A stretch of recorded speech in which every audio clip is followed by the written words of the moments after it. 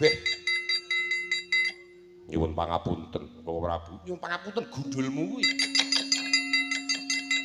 Lah kok iso-isane ning lakoni lho Setyaki. Kowe kuwi dadi prajurit, aja nganti para kawula Ndarawati kok padha kesempyok ing Aradan. Lah kok malah kowe bebela karo salah siwijining putra-putraku kabeh iki piye? Kula gedhing kalian wadya balanipun Anggir Suteja ingkang ngamuk kepunggung Suratanda. Nyuwun pangapunten Kanjeng Rama kepeksa kula. Bandayuda kan Yayi Antasena awit Yayi Antasena kumawantun ngayomi rajangi kalian Bagong.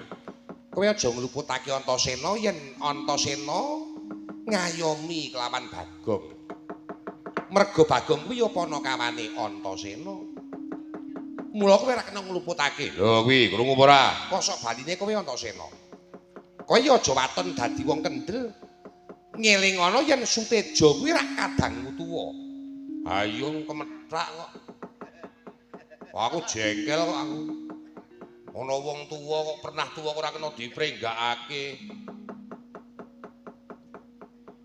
Arep ngajar Bagong, arep gantung Bagong, nek nganti Bagong digantung, ha sapa sing arep dagel kok ya. Setyaki bareng kok ya melu-melu ya ngapa? Mau ngajeng kula aturaken. Yen Anggir Suteja menika boten dipun rewangi dan bala balanipun tiyang Tradisena kula boten badhe tumut cawe-cawe. Nanging watak wantunipun tiyang bengkananipun menika buta, betah, buteng aniaya. Mboten mawas sanak kadang. Prajurit Ndarawati ugi wonten kesempyok Aradan kula ing mboten trima. Suteja kowe ya kudu iso ngendhaleni marang para wadya balamu. Iya, nyuwun pangapunten. Damar mancung cinupet wektu dina iki padha ripiyen siramen tirtaning kawicaksanan bab perkara ngene padha bandayuda iki. Suteja mangawu kirang pawakane kang magulingan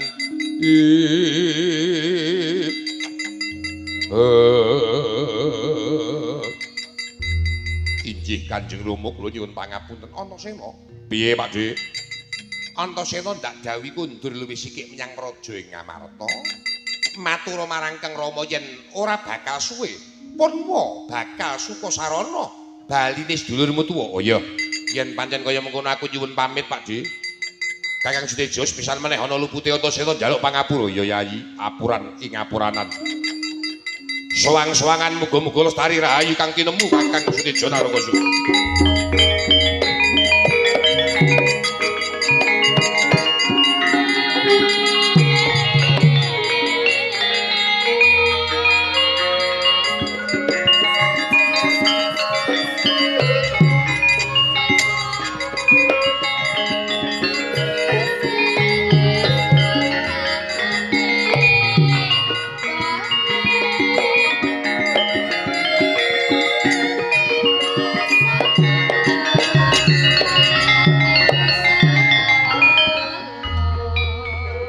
Rampak lakune ora prapteng rana.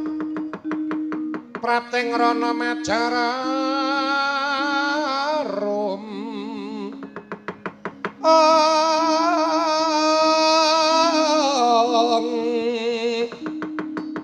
Nyandak tombak landean pedang. Umbul kuku sing Sendrawa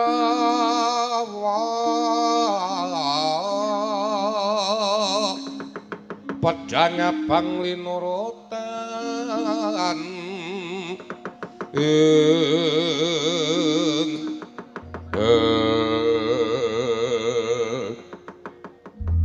Rama punapi keteranganipun Rama dawuh kaliyan Yayi Antasena menika Rama badhe sabiyantu Yayi Garukaca. Anggenipun Yayi Garukaca menika ugi ngupadi wontenipun wahyu kamulyan jati Rama. Suteja ana bebasan ing samengko wong tuwa ki ora bakal kelangan rigen, kelangan pertikel. Merga wong tuwa mono kudu mangerti marang polaing anak, wong tuwa kudu pradah marang polaing anak. Ndak anggap wektu dina iki jeneng para ingkang wis polah. Mula wong tuwa bakal pradah, bakal budidaya kepire kodayane, murih sediamu bisa kasembadan. Waduh Rama matur sewu ing panuwun. Yen ngatur lajenganis pundi caranipun Kanjeng Rama? Ayo kowe ndak kanthi nyaketana ing Kayuwangan Suralaya liwat alas Wandawaru. Muga-muga ing samengkono dalan lan ana sarana nggone tumurun Wahyu Kamulyan Jati, sira bisa nyadong tumurun Wahyu Kamulyan Jati. Swawi Rama, kula dherekaken Dimas Tyaki pata dawuh. Praja Ndarawati tak titipake marang Yai Setyaki jaganen aja nganti kebodhom sumuruping tirta. Nggih, sendika dawuh kunduripun Koko Prabu. Sesuk padhanging lelakon pun Kakang kundur mangayu bagya manunggal marang para kadang ing Ndarawati. Nggih, nderekaken kaluhuran tindakipun Madu Koko Prabu Ndarawati.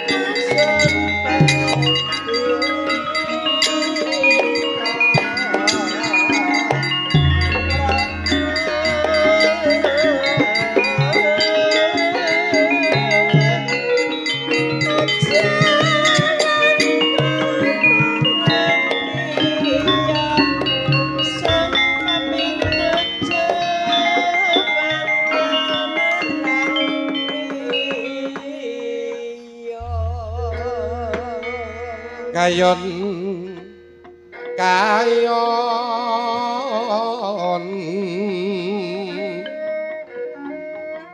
miat miyuting kekayon sumya swaraning karenggian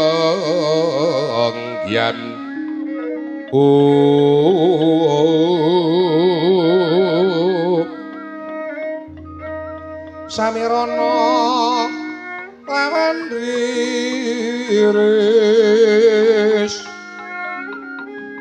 pring gadinganing beji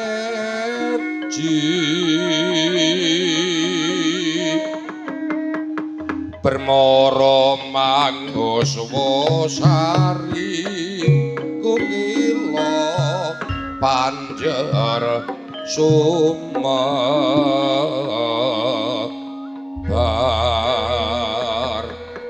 iku saknyatane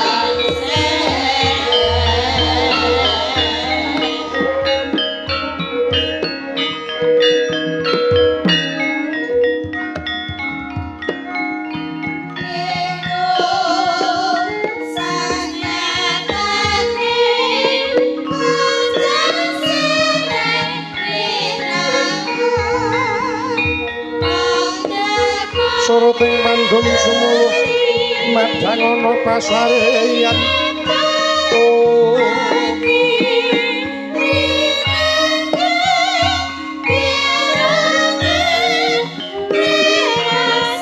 ngenani wada mareng-mureng kalengan rengganing sandya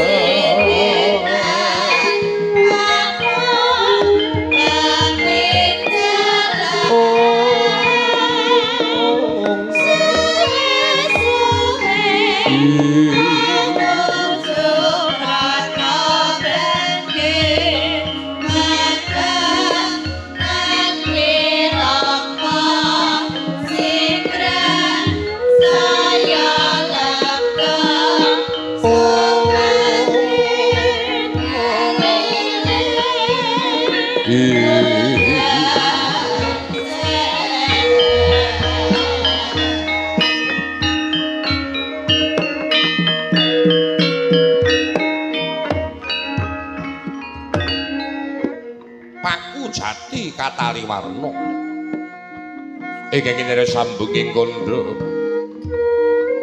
pramila rikala semana katon sumunar padhang anelai cahya ngenguwung kinawengan ana cahya awarni jene ana cahya awarni biru ana wilis ana ingkang abrit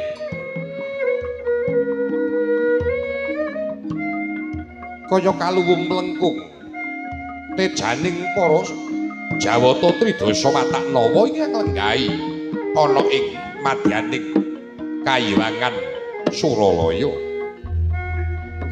Laksitenta ingkang kepareng lenggah jumeneng nata ana ing Kayangan Suralaya punika tetungguling para Jawata Tridasa Wataknawa ingkang monggo gisembaning para Jawata anenggih pukulun jagat giri pratingkah ya pukulun Bathara Guru anampi sawanipun ingkang Raka Bathara Suduk pangudal-udal saking Maneka putra miwah ingkang putra Bathara Brama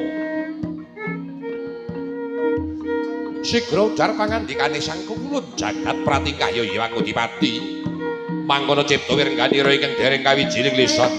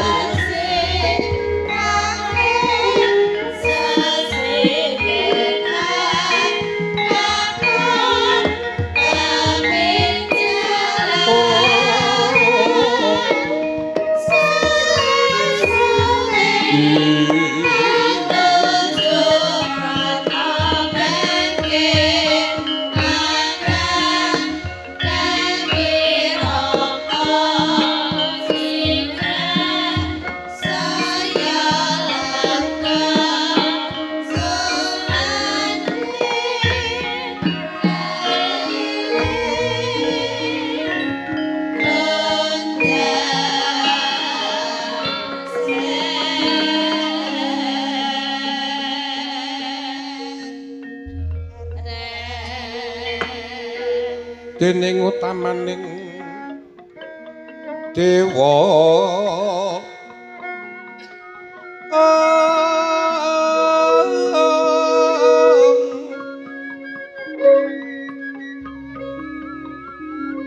berbudi pawalat sono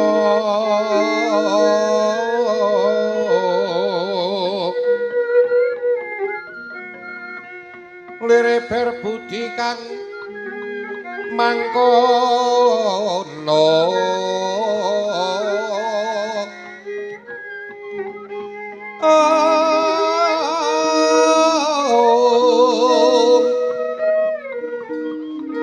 netepi pangandika angge ganjar saben dina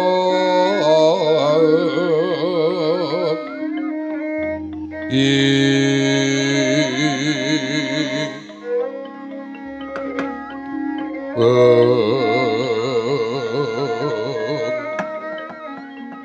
Ajwaladi sangayu palenggan ulun kakang kaneka. Olet ya. Berkencang marudaya dene karo wong lho ya. Pret kantil buntune kisa. Adi permesti jagat pratingkah. Katimbalan sanipun ingkang raka sudu pangundang-undangan nyadong dawuh niku.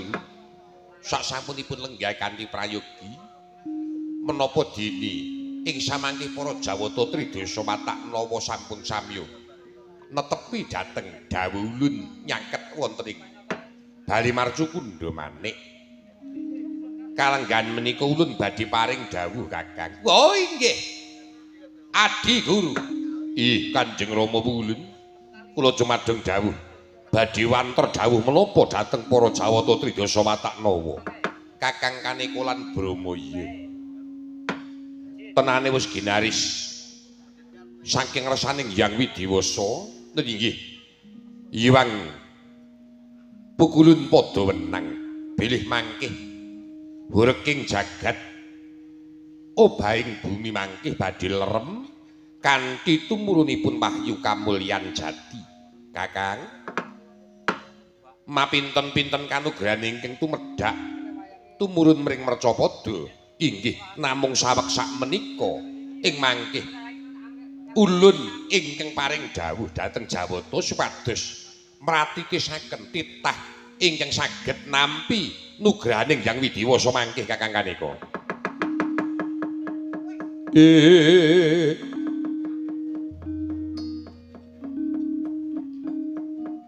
Dewa yanuntuna wong aprang kasangsayan yanuntuna wong prang kasangsayan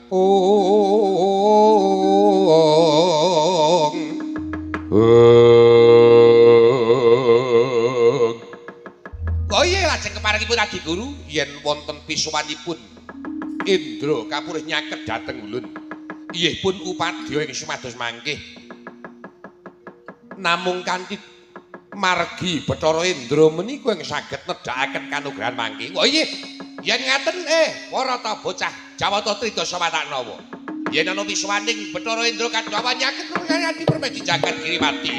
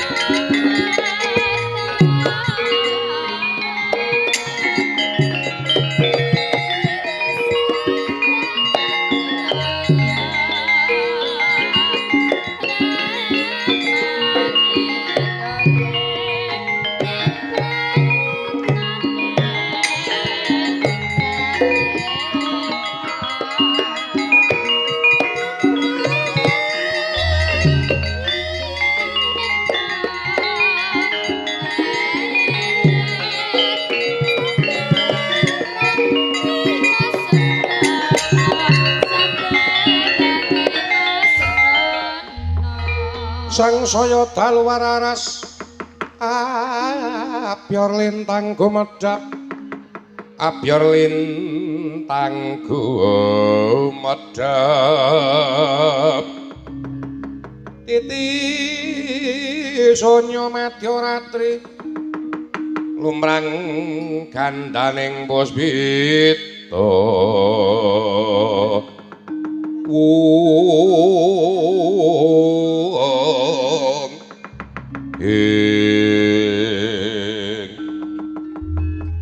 Upadya wonten dawuh timbalan ulun. ora ana sawiji-wiji Jawata ingkang tak percaya kejaba amung jeneng kita. Keparingipun pungulun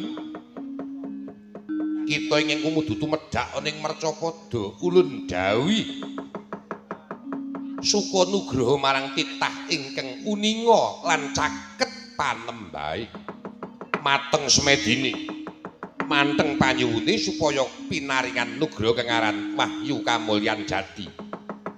Aja nganti klera-kleru nggon kita paring nugraha marang titah Mercapada iki kuwi. Namung sendika dawuh ngestakaken dhateng dawuh paduka ulun.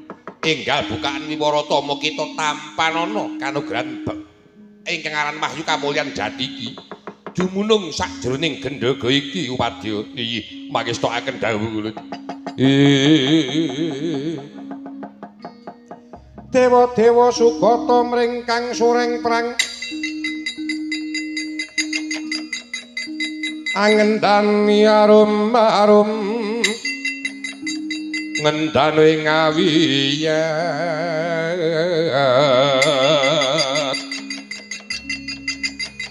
Narada kang ngepalani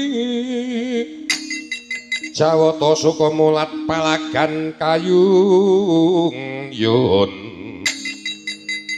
yudhane wriraseksa Krura masinga nabda krura umangsah sura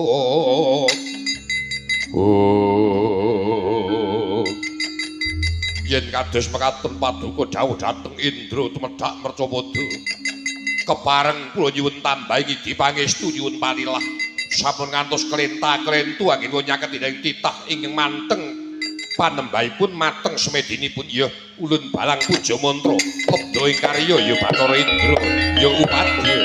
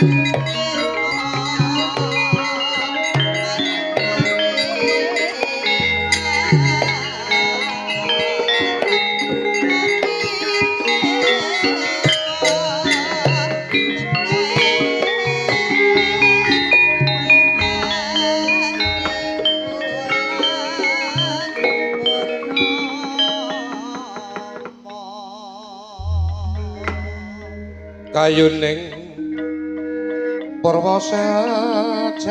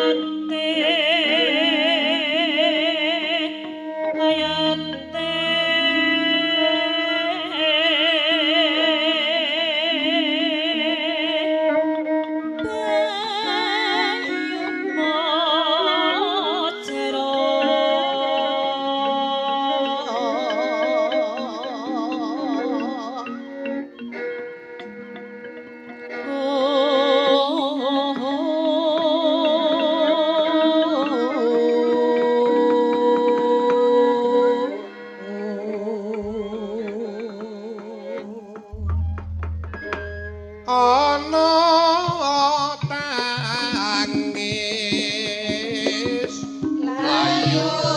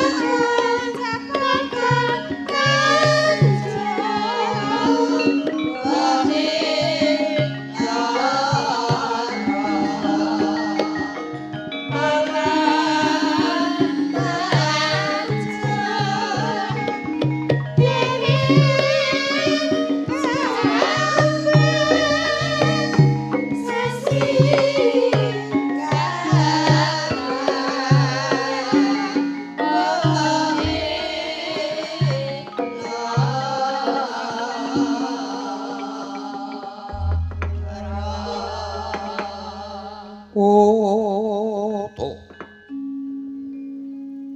Kure mangsa madya raras ing rinaras gatining kandha kudu kumedhap kadya kedheping putri kang tinari krama karontan karenan ron-ron panjreng diti samya tidhem permanem mung taman candra kirana kengurmindang alila pinarbawing surya candra daru lan kartika ing madangi jagat raya bawani sampun dumugi tengah dalu dening wonten sambeting kandha mung sinambet wilet basa laryaning panyandra sarta endahing swasana prandini ana kaya ngadeg jejeg jagating pakeliran mratinani lamun to dadya pratandha ngancik lamating gara-gara eka bumi trisawak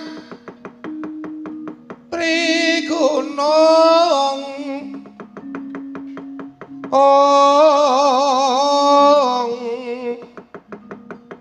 catur samudra panca daru sapangunan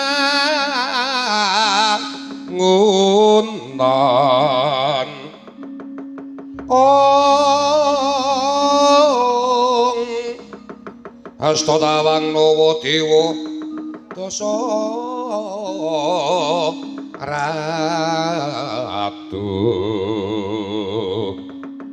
ratu mustikaning jagat ing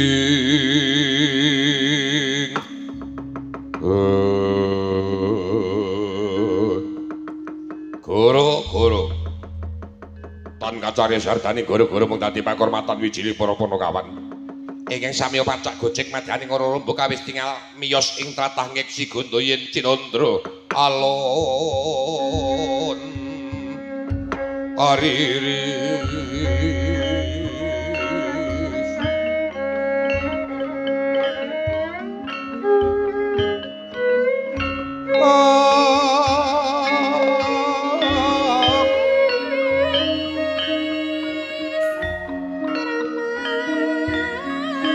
Lir satpan galeng ingsun tumiling angulati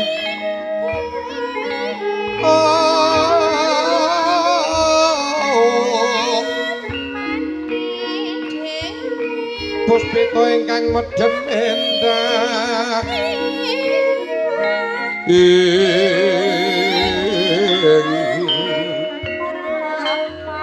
kang warni mitring taman anom sekar waras iki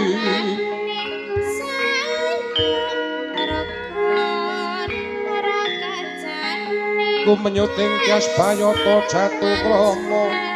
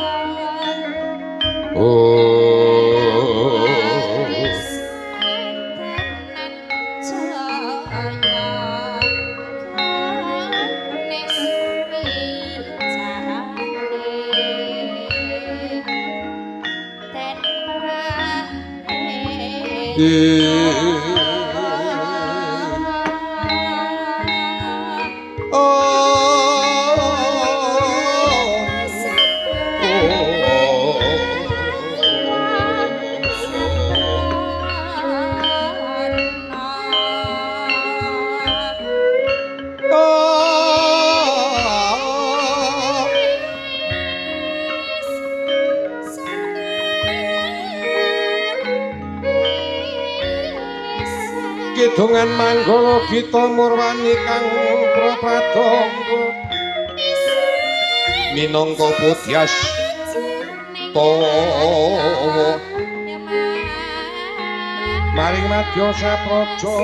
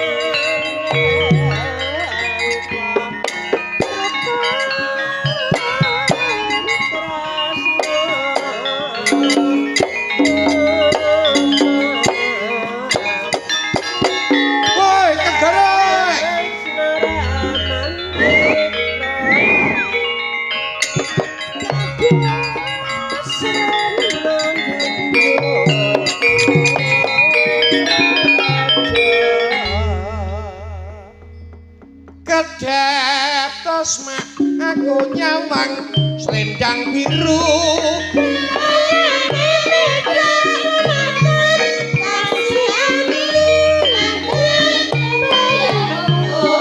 nyangking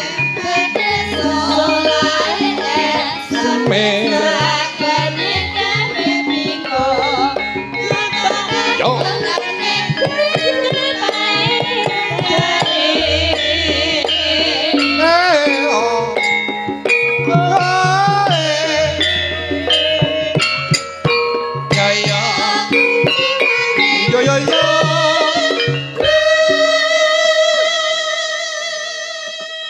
wah jan wayahe goro-goro nembang cara mbiyen kodap terus aku nyawang selendang biru wah jan seneng aku nek ana sinden cakrak-cakrak kaya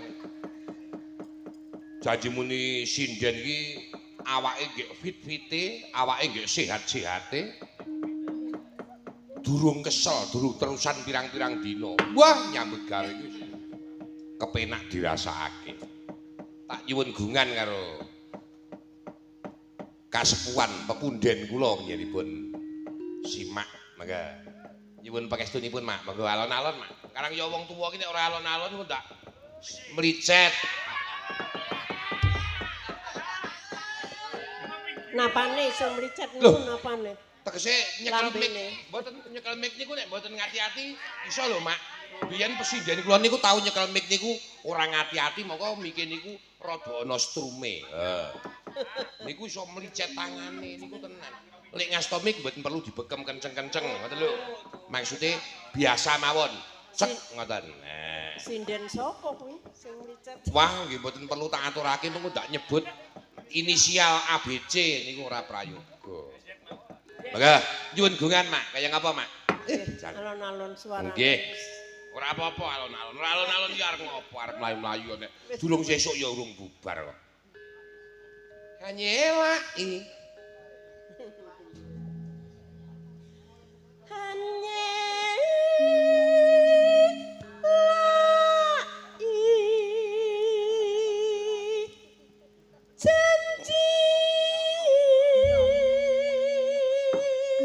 sepuh wae kaya ngono ndak apa mbiyen jaman nom-nomane. Jaman ke usiane sak riris sak risa cetha ngentekke Banjar Pekarangan. Iya. sampan urung menangi sampan to ya nggih, wah. Kula mbiyen ya jaman kula nderekke karo bapake Dek Riris niku simak yo isih. Wah, isih cantas, isih waras, isih. Isih jaman biyen. jas semok Nggih, jas semok ngoten niku.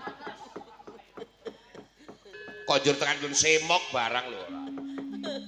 Monggo, Mak.